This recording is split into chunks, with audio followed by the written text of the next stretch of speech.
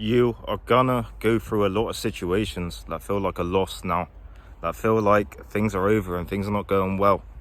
But turn that short-term loss into a long-term win. Take the lessons from that loss and use it to your advantage. This is what I had to go through, especially last year and especially even this year.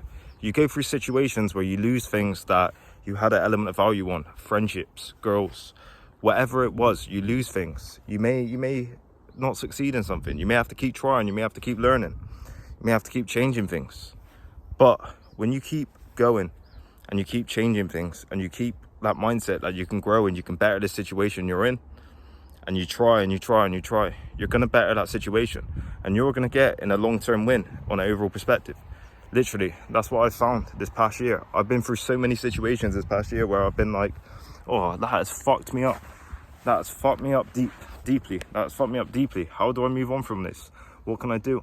And I remember vividly last year, there was a situation where there's a person I really liked, seeing each other, and then it ended terribly, like saying some absolute horrible shit to each other, the horriblest shit like I've never been told or called. And literally, I said to myself, this is going to be a short-term loss, but a long-term win. And now we're starting to win again, and we're starting to do well, and I'm in better shape, more money, more confidence, this channel that's doing good, all these different areas. And this is a beautiful thing for me as a person. Different experiences since then. I'm a better person since then.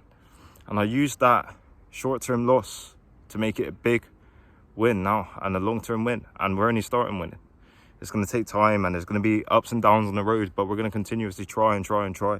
And when you continuously try and you learn and you try different areas and you try to get better, you're bound to win. You're bound to win. If you go for long enough and you try and you try and you try, you're bound to win, at least to a little degree. And that's the message in this video. If you're going for a short-term loss now, breakup, losing some friends, whatever the situation is, make sure it is a long-term win.